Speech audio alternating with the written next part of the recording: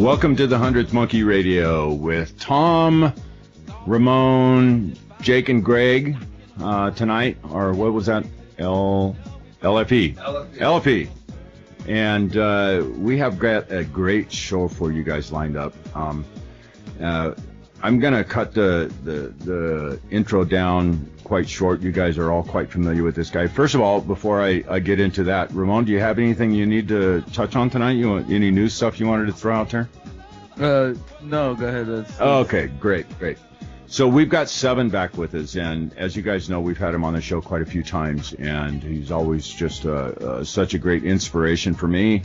And I like twisting my brain into pretzel as often as possible, and Sevan has an amazing ability to do that. So his websites are theresistance2010.com and astralquest.com, and from those two websites you can get to all the rest of his work out there. Welcome back to the 100th Monkey, Sevan. It was definitely good to be on. It's going to be some 100th Monkey tonight.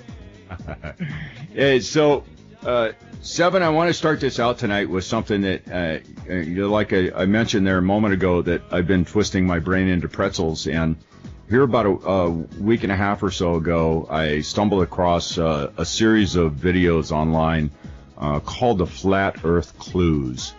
This guy's done an amazing job putting the clues together in a very articulate, concise, and understandable manner. I looked at this briefly years ago, and just kind of breezed past it as that bullshit thing.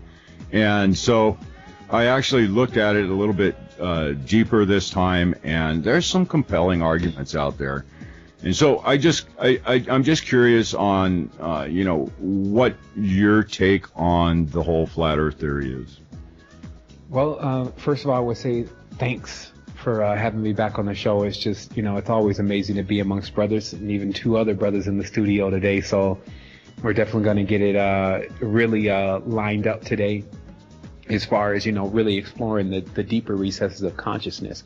And, just to chime into that subject particularly, which is obviously one that I delved into for quite a bit. And I have a tendency when I'm getting involved with something is I anchor myself to wherever I start, and then I jump right in. So I tend to not be biased when I'm analyzing something. I look for the as above, so below connections, because you can get a really good blueprint for understanding what has truth to it and what may be false. And then when weighing that, you can really come with some good discernment to really determine if what you're learning is actually true or not, or just another part of a hoax, right? Right. And so I have a tendency also to look at a lot of this stuff not just from the physical perspective, because for physical perspective to me is one of the last emissions, or one of the last things that occurs on the scale of manifestation. Okay, so what I noticed with the flat Earth theory, for me personally, is it was very useful first in me getting out of a spheric world. Okay. And the first the information that kind of hit me about it said something to the tune of that when there was an idea of a new world order, that what was worked with first was the idea of what the world looked like. Like when I say a world now, people visualize this ball and this blue ball, and they see the world from space, right? But the indigenous and all the ancestors supposedly believed that the world was flat. Not supposedly, but they did believe that the world was flat, right? So instead of going into the huge theories, because I know that the world is not a perfect circle at all, like they show it from space. Like nothing is round in it. If anything, it may look like a very chunked off crater or a comet, more so than anything that would resemble something like a perfect sphere, right? But what I started to really tap into as I began to load this information into my mind was an entirely different perspective of looking at the flat Earth theory. And what it introduced was things like, if you happen to be on a planet the size as Jupiter, they could literally rope off the area that you're calling Earth and just keep that over there like quarantine, and no one would know edgewise. In addition to that, I started noticing with the spheric world concept, especially when you look at the word sphere, it's synonymous with fear, that it in fact produces somewhat of a limitation in the mind, because you imagine you're actually inside of a bubble, and then on the outside of that bubble exists a whole nother space, a vacuum in a certain sense, and you're protected as long as you stay inside of this bubble. So this bubble actually becomes more or less your boundary line. And so when I started to, again, load this flat world program, I started to visualize myself now on what I conceived it really was, which is more of a disk. And remember, this is like a hyperdimensional perspective, that instead of looking at Earth as a sphere, it was easier to see it like an actual DVD disc. And that the center was really where the actual escalator, if you may, or the elevator, if you may, up and down into different realms or into other dimensions takes place. So if you make it to the center, then what's in that actual center area, just like inside of your body, is a pole, right, that allows you to be able to go up and down or ascend and descend down into different stages of consciousness. And I found that this layout in the mind was the necessary process in order to get off of the spheric world. So I visualized myself rising up into this disc, but not taking off, though. The first thing that I wanted to do is give ethics. And what I mean by that is, as you're rising up out of the disc, onto the disc, because everyone else is still on that spheric plane, then you also have to pass out to others, basically your bills, what they owe you, per se, or your farewells. You see, so you don't just take off. You raise up.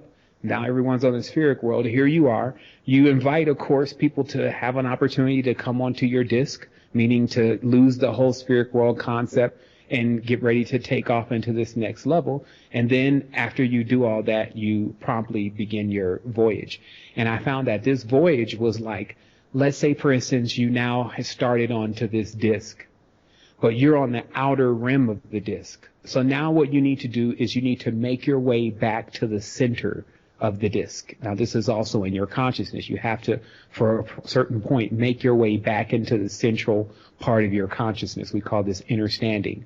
But along the way, your trip from the outer rim to the center, you meet all these characters playing out their roles. Because look how a DVD disc is. It's, you know, the information is recorded in circles, right? So each ring you go to, there's someone there swearing up and down that this is the best place on the disc, that this is the only place that exists, that there is no other world, and and this is your process. So that's what I found that was most useful for me in regards to the flat earth theories. Again, I did also notice some very synchronistic things about how some of the models are laid out. I've actually also been studying the concave earth theory, but after a while I started to realize, you know what does it really matter? Because it doesn't really matter as much to me on an external level, but on an internal level, like I said, it gave me a bigger scope to realize, look, you may be playing a big boys game here. This may even be a rope top area, because I had also my own stuff to prove this, which was I had some images that were taken from Egypt, and one of these images says the world according to the Egyptians, but in this case, the world according to the Kemetans. And what they depicted is that Earth was more or less in a chasm, like a area that was surrounded, once you got far enough, by very high mountains, and then on one end even an ice wall.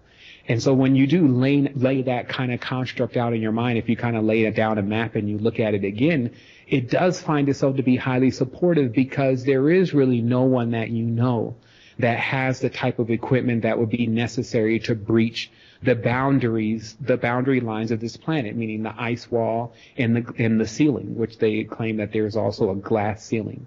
So once again, I was able to gel with it and to vibrate with the concept, because it gave me a lot more insight to, hey, wake up, Alice. You're actually in a space that you can't really validate if this is really flat or if this is really a sphere, especially, you know, you're out on the ocean and you look several miles long and it's just as straight as a ruler, more so than there should be somewhat of a concave or a bowing that begins to occur just in the distance that you can see, because anything like any kind of even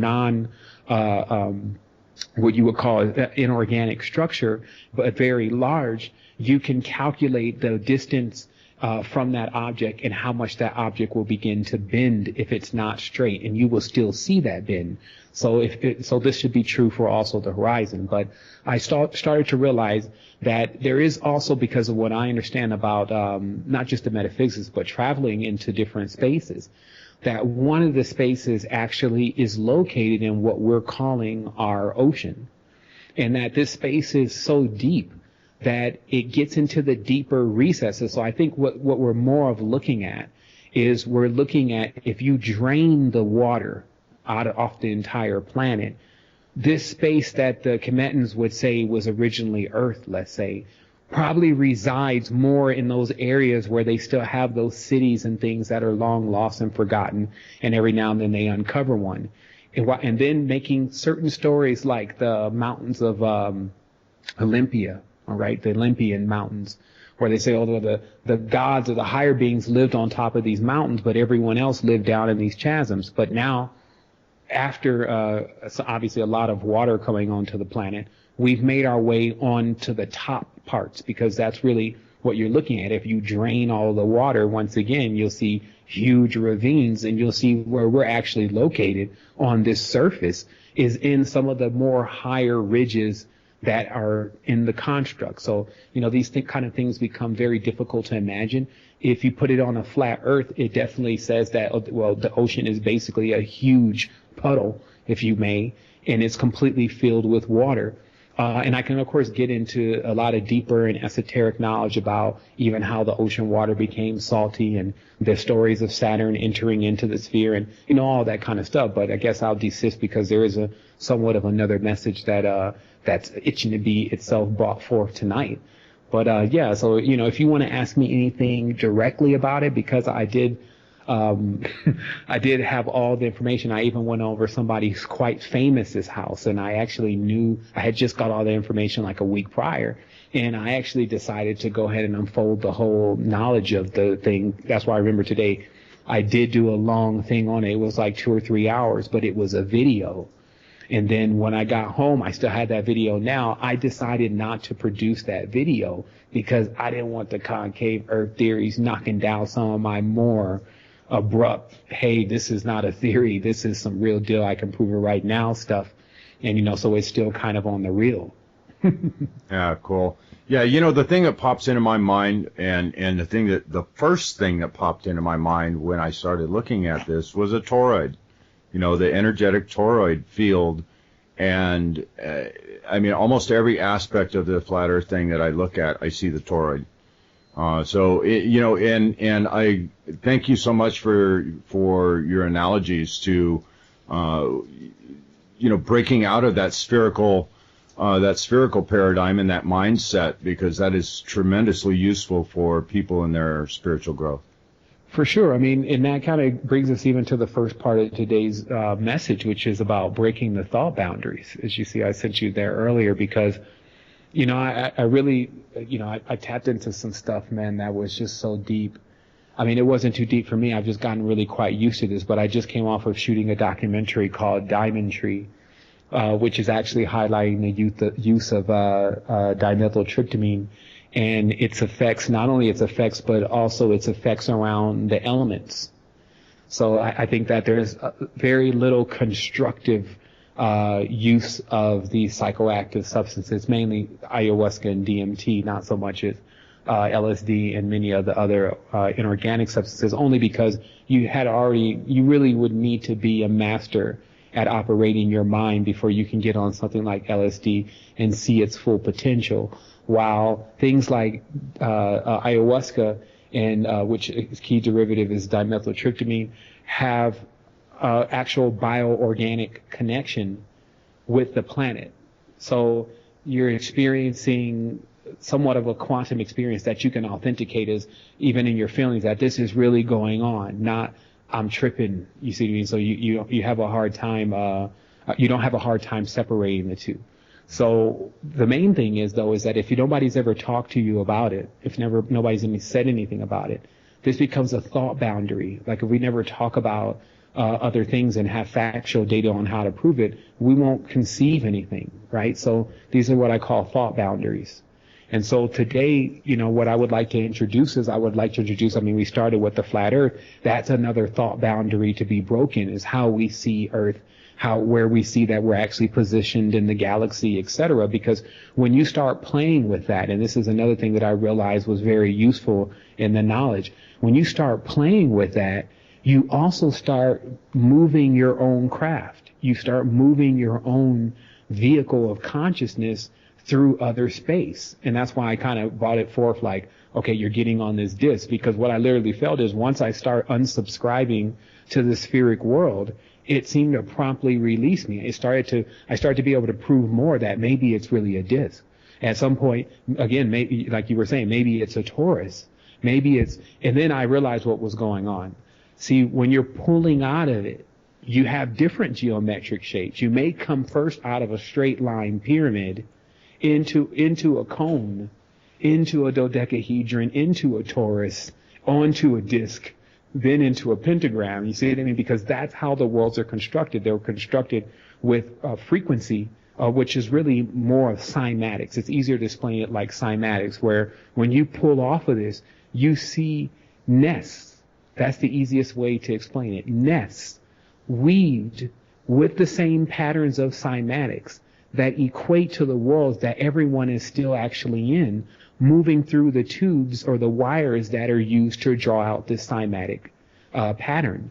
And on top of that the cymatic patterns are still obeying some kind of blueprint that has been that they've been crafted with, mainly with the phi.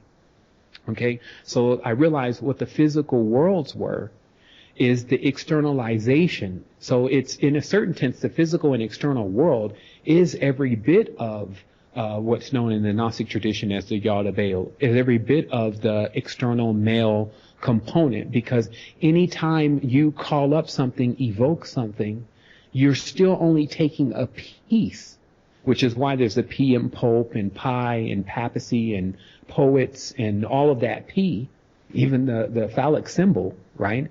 In the pentagram, it also is all a symbolism of something protruding, right? So that's one of our bodies. I'm not here today to talk about which one's good and bad. I've gone way, I blew past good and bad. And in fact, I realized you can't get out of, and I'm going to give you a more correct visualization. It looks like a hourglass, okay? You can't get out of the hourglass of duality until you at least rise from the bottom half, which I'm just calling the bottom pyramid, go through that center point where the grains are coming down at. That's actually the sun. The sun is actually a hole. When you really get into this, the flat earth is the least of your mind-blowing levels. The next one is that the sun is not a sphere either. It's a disk. But that disk is the opening it's an aperture. That's the easiest way to explain it. It's the aperture to the other side of what exists. You see what I mean? So right. That's also the little small opening in the hourglass. So once you can go up through there, okay, that point also is known as the top of the bottom pyramid. That's why they always show in the triangle, and they call it now the Illuminati. I mean, they just want to take over all the symbolism. But on that top part, that eye is the sun. And then once you go through that eye, then you come out on the other side. But see, the other stars are eyes too, and the moon is an eye. Okay, so this means that there is numerous portals to go through, but you're still only seeing 4% of them. When you're using 4 to 5% of your consciousness, you will only see 4 to 5% of the reality. So even if they go to Pluto, if they make it to Mars, whatever, if they do it in 3D, they'll never see anything there. And beside what fits in 3D objects, dense objects, you won't see helium and different kind of things like that. You still won't see that kind of stuff until you raise into the frequencies that stuff is on. And then you see it's also not just gas. It has some kind of life form to itself too. So the easiest way to explain this is if a person drives down the street in 3D, in their 3D car, when you ask them, what did you see? They'll say, oh yeah, I saw some buses, I saw some buildings, because they're seeing in 3D. But if you take off on down that same street, which you can, Let's say, for instance, you pop the diamond tree and then you start walking down that street. Now you're going to see about 35% of what's really there.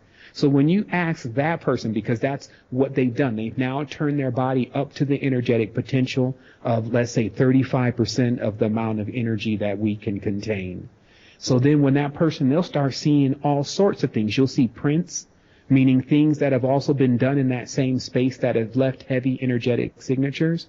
You'll start being able to actually feel more than anything different things that have taken place. So what I'm getting to you is that every time you let someone go in and pursue something like consciousness that's not operating on 40, 50%, let's say, of their own consciousness, all they're going to come back with is a 3D perspective of what they feel like is going on there. And I feel like many traditions have been interpreted such ways. Right. Many things that we're experiencing in life that have much more of a mystical value are being interpreted as such. If you cast the pearls to swine and then you allow the swine to come back and read back to you what the value of the pearl is, then it's not going to have any knowledge and information for you. You need someone that actually knows what the pearl really consists of and why it's so precious, right?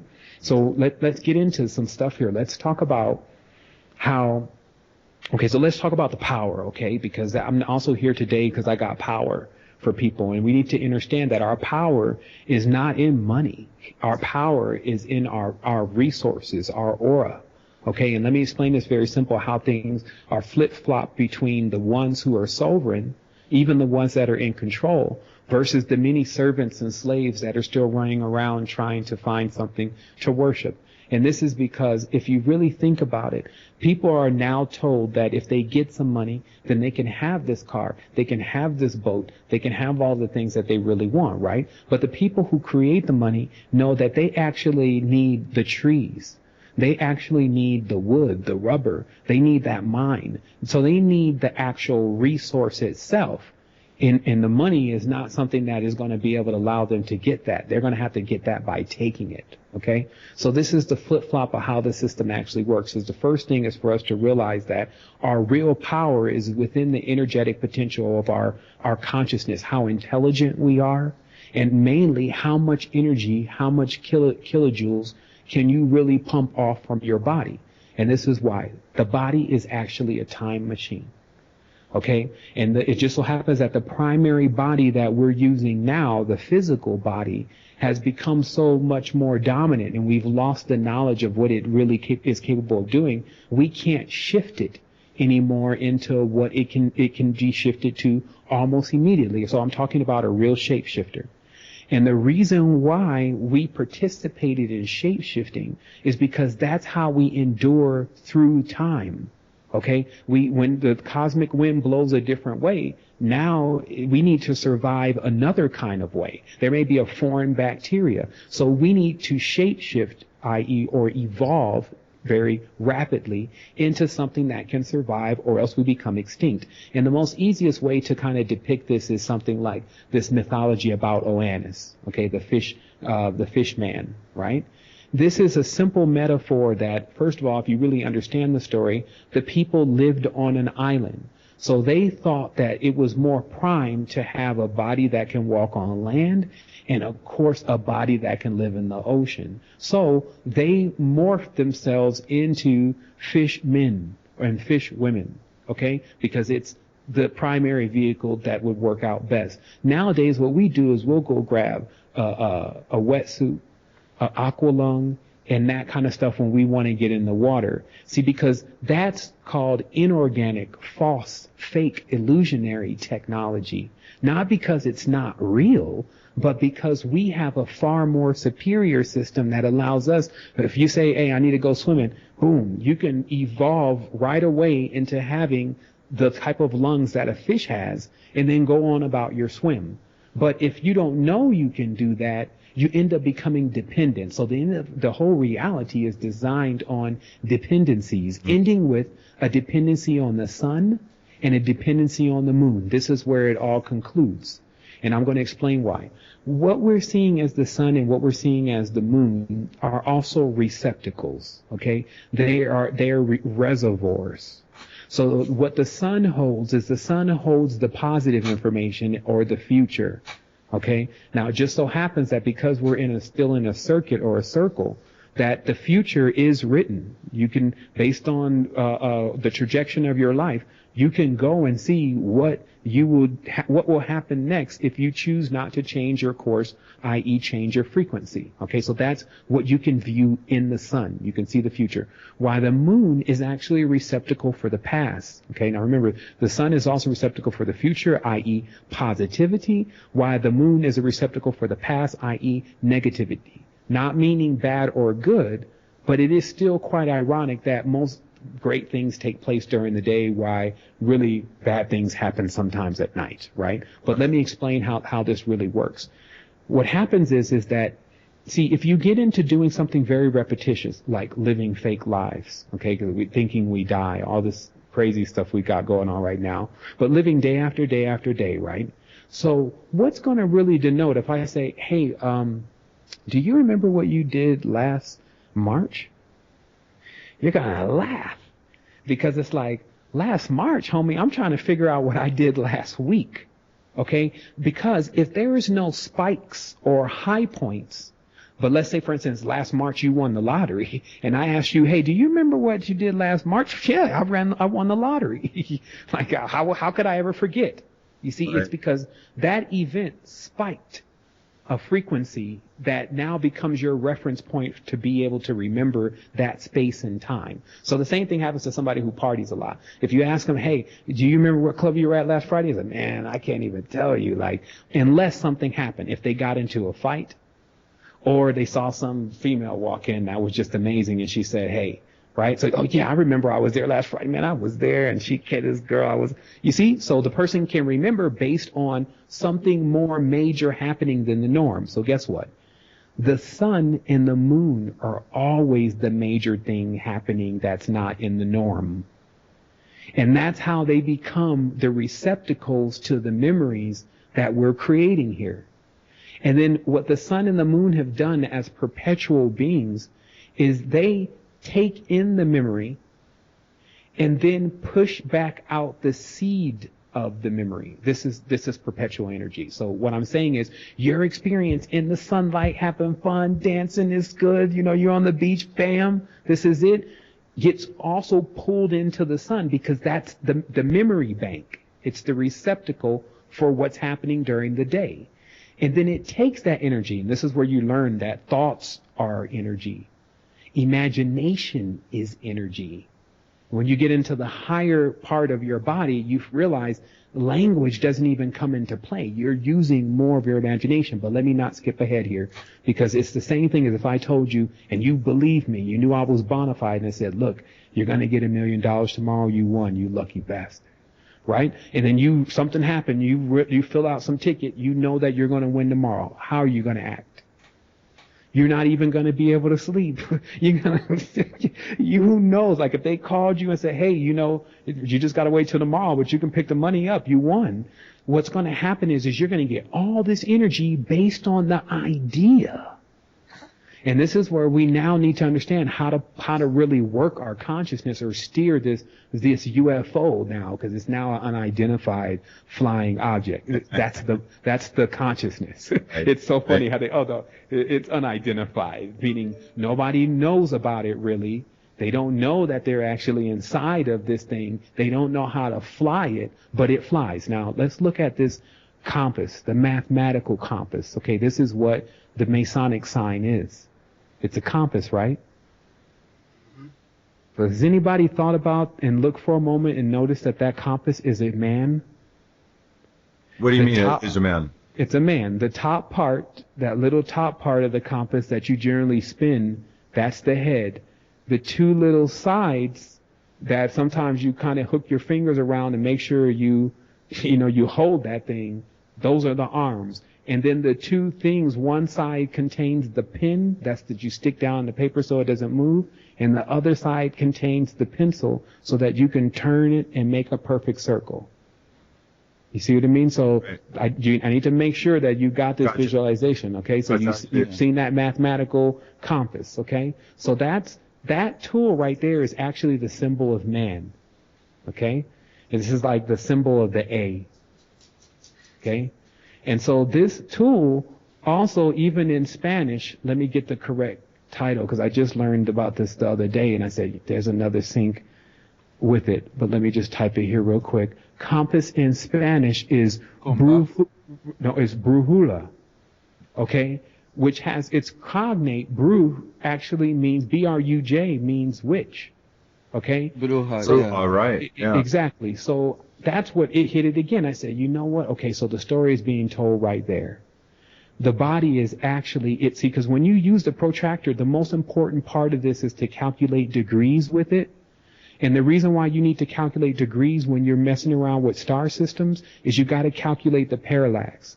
Because this is like, if you're traveling to Earth but you overshoot it 1 degree, you're not going to make it to Earth by far. So you need to be precise. So what the bodies are what they're calibrated to do is that you can calculate the parallax or the distance between here and another star system and actually make the trip. That's what we were doing before. And then on top of that, okay, now you get to plug in another story. They told you that where Earth is positioned, whatever shape it is on a highway. So this starts to explain to you why maybe some people may have stopped off at Hotel Earth in a certain tense. You've seen the lights on and decided to dive in for a quick visit, and then all of a sudden, on the island of Amazons, forgot that you've even been here so long. Because what this really is it's more or less a nest. Some could call it a trap. I think it was even set up by the fishers of men, and that's really what they mean by that. You can set up this nice cymatic web that looks so wonderful, and then when a being comes by it, old Jabalon, the spider, which is the eight-pointed star, et cetera, just encompass and gets the person all wrapped up in it. And then the more the person moves around, this means the more that you use words, the more that you bring your seeds here, the more you can really get entangled in it, right? So now what we need something of a sword to cut ourselves out of all of this that's been building up around us, where other people, and this is what I saw in when I went into these vast consciousness, because I went in like 19 times, okay? So I rent the veil asunder. So the reality that I was being showed was, see, even the guy that owned the Muppet Babies, okay, he had another idea. He had another kind of world that he wanted to build. So this is also why you got to worry about even getting caught up in other people's dreams. Right. Okay, this is getting caught up in someone else's or someone else's imagination that's willing to use you, your thought, your processor, your self-evolving OS or operating system, to actually allow them to construct yet another part of their whole hive. Okay, so let me explain this. So if someone, and this is something that everyone is doing, this is not, it can get to very powerful levels, especially if you know what you're doing, but as a general concept, people do it anyway. Women, right. They can have you all in their dream and their idea and plan for years and years in the future about what you're going to be doing without even asking you if you want to participate in that. Men can do the same thing. So this is what I'm talking about with being caught up in someone else's dream. But some people dream stronger. So in a certainty, they say, well, we're going to create these Muppet Babies. All these Muppet Babies are going to be these different archetypes that we're going to actually use as eidolons. And then later on, when each person is identified with a certain one of the Muppet Babies, then we'll just keep hitting those triggers throughout the rest of their life in order to get them to do things. How does that sound, Jack? Oh, man, that's amazing. How did you come up with this? Oh, it looked like it was some of the ancient concepts of how things were going on in Egypt. Well, let me get that book. Send that over to my house, brother. Okay, brother. Bye. You see, because what we forget that we've been on here for this long periods of thousands of years is that there's covens here. And all of the stuff that I'm telling you about being immortal, like, you don't have to try to be immortal. You are immortal. It's just about whether you're in conscious immortality. Do you ever remember yourself dying? You see what I mean? So you don't actually die. That's why you don't remember yourself dying.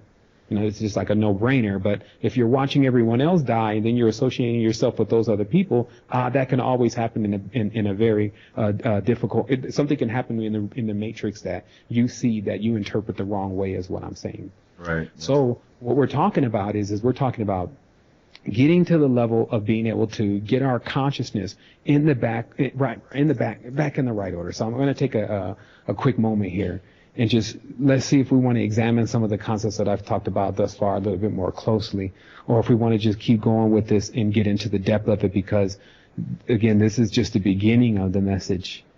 And but it can open some tunnels to things that are going to be necessary to travel down as far as paths on the way out of this thing. Right. Yeah. One thing that did come to mind to me when you were talking about the sun and moon being portals and their polarities is I saw well the moon definitely has an interesting cycle as far as being up during the daytime also. Mm-hmm. So, which kind of explains for all the crap that people do go through, that maybe not be as extreme as some of the stuff that happens during darkness, but or to the same degree, I suppose. Or well, yeah, because there's no sunset and sunrise for the sun. Somebody put it that way one time, and that cleared it up right there. Like the same thing, yeah, same thing for the moon, and it definitely in our skies. So I just saw it as really making sense that that absorption factor that it has, right? Exactly, and then and another thing to chime in on is because you also have to realize the same thing happens with the stars.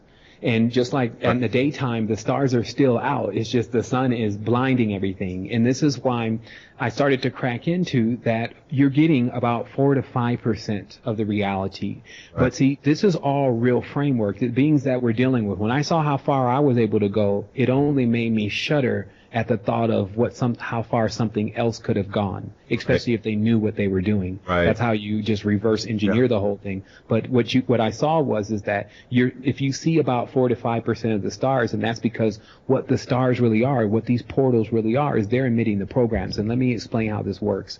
Now, when you're dealing with the core programs, like the 4 elements, these are the most, as a builder, these are the most difficult elements to deal with. And it's because they are firm in what they are. Fire, earth, wind, water are firm. And now you must mix them and make them to come together. So this is like literally every time you would pour them together as an alchemist, they would explode, destroying you too. You see what I mean? So only the masters could work with the 4 elements. So what everyone else chose to do that was still in this craft of what would be organic technology was they used pre-configured frequencies. Okay, it's easier to see deities as that they are pre-configured complex frequencies. They're not just fire, earth, wind, water in different variations. They got attitude. Right. And this is because they lived through different experiences where fire mixed with wood, water, and then that married this family, and now you get this being, okay? And this is how the Kemetans were building realities, is because they would take a more complex being to bring an entire frequency into a reality. So just like in this reality of Earth, I can explain every single thing going on here within 4 archetypes. One is the goddess Leb. She's Sophia. She's a lioness. This is the secret to the Sphinx. We are inside of her dream, which is inside of her womb. And her consciousness is basically constantly devoted to dealing with these badass kids. Now, the other thing I want you to understand about all these things, like the sun and the moon, they all have 2 sides. Anything in physicality always has a positive and negative side. It just has more of a predominant side. That's why, just like us, we're male and female, primarily males. Right. Where you got, of course, male, female, primarily females, but still containing both poles. So that's Sophia. She's going to be always doing this, but her dream, remember, is big. Her thought boundary is much further than ours. So what happens is that when we elect to get into that side of our consciousness, which we call wholeness, it becomes like a whole, literally, just like the feminine principle stands for. It's not trackable in a certain sense. You just need to figure out how to anchor yourself and dive on in, okay? Now that's Leb. Her son, which is why you always see Mary and then the child right there. The child in her hand is Yaldabaoth.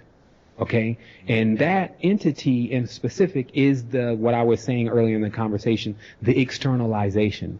That's why if you look at the pictures of the Black Madonna or the Madonna of the Virgin Mary, when you see the son, he's got a crown on his head.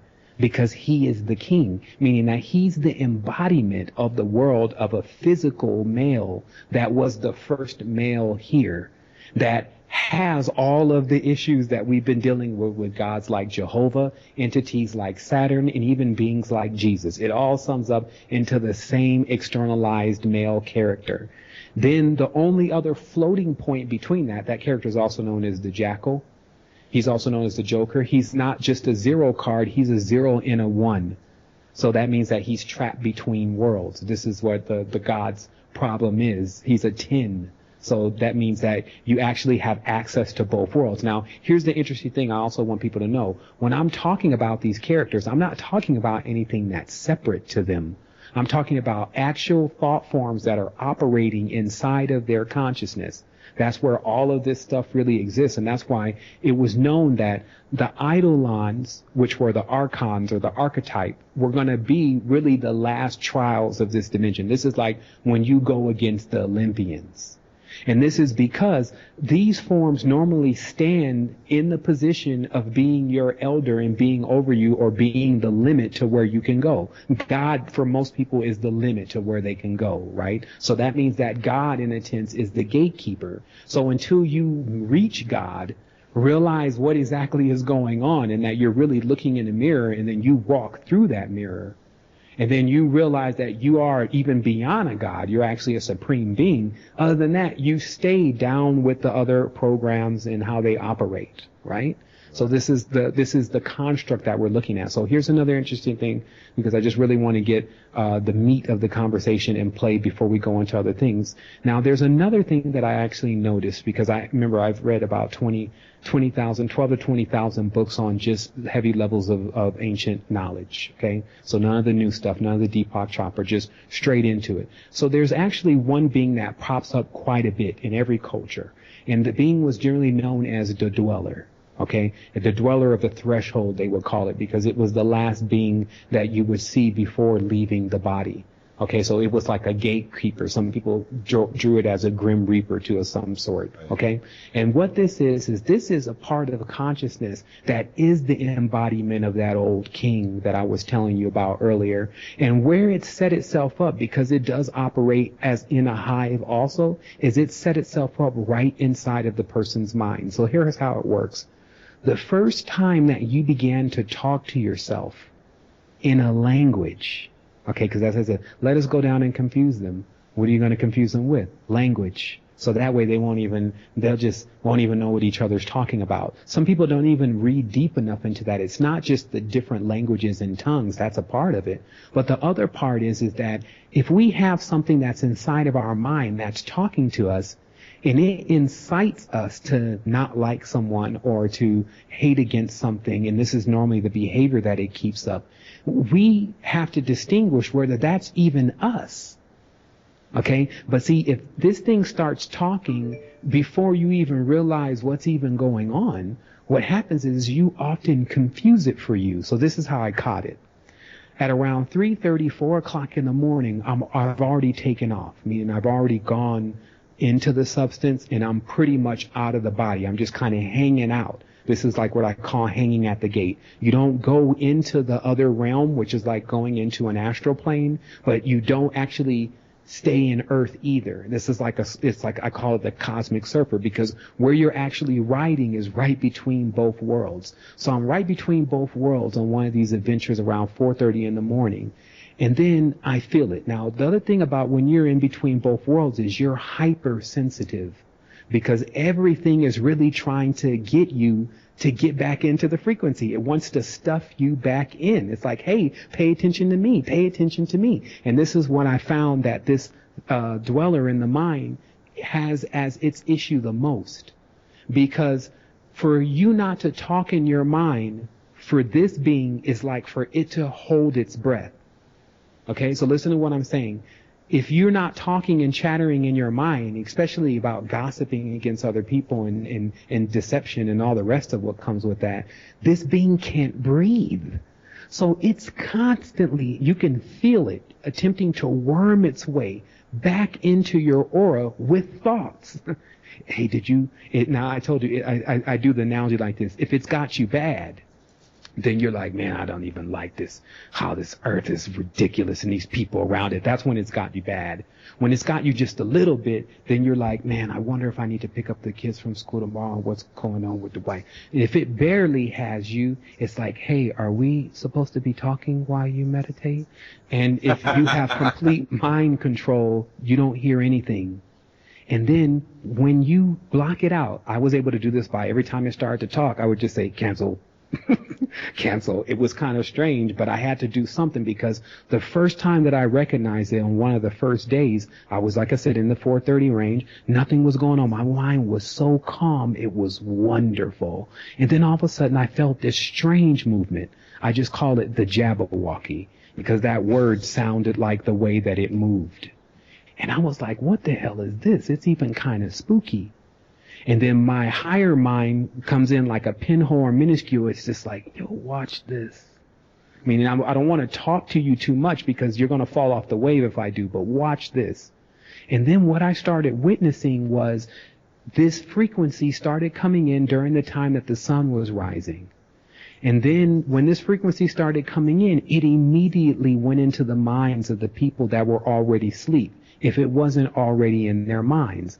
And this is from the area that I was in specifically because you can hear all the minds. It's the strangest thing when you get into this hypersentience. But then when I was listening to all the minds, when it entered another guy's mind, this is how it came in on him. You need to get up. Oh man, I'm tired. And then look, you need to actually finish doing the room. This is what the conversation was. You need to finish doing the room on the end of the house because until you finish the room, we can't sell the house. Okay? And then the guy said, he said, man, but it's 6 o'clock in the morning. If I turn on the saw right now, the neighbors are going to go nuts. Then the thing comes back in again and said, they don't pay your bills. So then look, the guy gets up and then he cuts on the saw. And sure enough, you hear the saw come on. This is what I'm trying to explain to you. I'm not joking, or you know me, I don't got time to play at all. This is exactly what was going on and how easy it was to read all the minds when nothing is in your mind. Okay, so then this is what happened next. So when the saw cuts on, then I see the thing or the frequency move so fast. It was like the Azazel from the Fallen thing movie. It jumped right away into the guy that was in the house that was next door from where we were, and it hit him. Bam. And he said, oh my goodness, I can't believe blah, blah, blah is using the saw at this early in the morning. What the? And he cursed, right? And then he turned over and he said, honey, wake up. And she said, I'm already awake. How can I sleep? You need to go and talk to him. And then I saw a reflection in her mind that said, but you know, I like his wife. So if he says something crazy, maybe we won't be friends. Now, I'm not going to give you any more of the rest of the story. But what I started realizing is that this thing, it gets up early and it starts, pardon my French, fucking with people's mind to get them all into this back and forth. So that way this dimension can keep running because it's billions. It's a countless numbers of these causes and effects that create the frequency or the cymatic pattern that actually is making the reality look real. And the moment that we decide that we don't want to subscribe to it, and then we can lock it out long enough for it to die, then what happens is we pop into this higher part of our body. And I actually witnessed this on an energetic level. So before I got there, though, there was something also that was very clear, that where this being resides, if you wanted to give it like a diagram, was the top of the lower pyramid of the body. Okay, so if you separated your body into two halves, where the pyramid was on the bottom, the top of the pyramid is the navel of the lower pyramid. And then from that point, the top of the higher pyramid, like an hourglass, connects right there. Okay? And so, and this, most of the time, people are in the lower pyramid. In fact, the G in gravity, which is also a 6, actually is the symbol, really, of the king, because it is through gravity that we're aging and that we have to consistently work on keeping our frequency up. You see what I mean? Like, if we didn't have gravity, it wouldn't be hard to stay in a great mood all the time, because your energy, which is a real thing, wouldn't be pulled down all the time into your feet. or they call it the soul, or pulling down into the lower end of the body. So you can even see with the breathing techniques, the whole goal is to rise the kundalini. You're trying to breathe, and then when you do that enough, and then you hold your breath, the kundalini, which is, I'm still investigating exactly what it is, it can't breathe. Okay? It breathes like prana. So when it's denied of the prana, then it starts to make its way up the spine. It's like an automatic reflex of it. It's like some shit off of Stargate SG-1 or something. It thinks that you're dying. So now it actually has to make its trip. I think that this is why they associate a lot of times this with the serpent, and the serpents are even sometimes associated with the souls, etc., because it may be like the state of a nubile soul, a soul that's not very developed. It would just be a worm in a tense, okay? And then when this worm is deprived of life, if some reason you die, like you hit by a car, whatever, you get too old. Once it gets deprived of the prana, it starts making its way to make its exit point out of the top of it comes from the roof of your mouth and then out of the top of your head.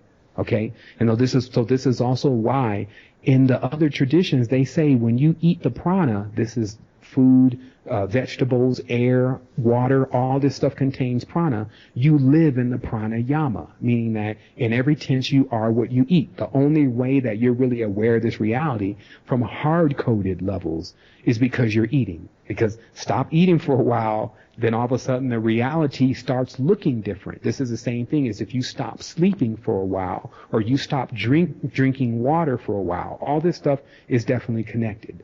But again, I'll desist for a moment and just let us digest that. You are listening to Sevan on the 100th Monkey Radio, and we have LFE, Tom, Ramon, and Greg with us tonight. AstralQuest.com, Resistance2010.com are Sevan's websites, and we're going to take a short break here, and we will be continuing on in the members section over at www.the100thmonkeyradio.com. And looks like we got another hour and a half or so of good conversation with Sevan going on there. And I think I mentioned at the beginning of this segment that this guy twists my brain into pretzels, and wow, we cover some stuff here in this show that is pretty groundbreaking for me, and definitely playing the mental calisthenics here. So, oh man, we'll see you guys in hour 2. If you're out there listening on one of those other media formats, the YouTubes, the Vimos, the iTunes, the Podbeans, etc., etc., etc., and you want to check out this second hour, you make sure you pop on over to 100thmonkeyradio.com. Namaste, my friends, and we will see you in hour 2.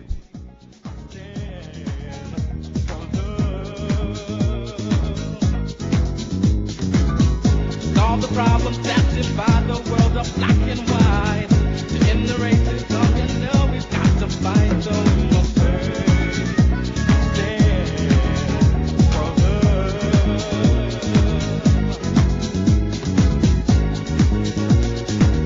You've got to take a stand. You've got to take a stand for love. A stand for love. For love.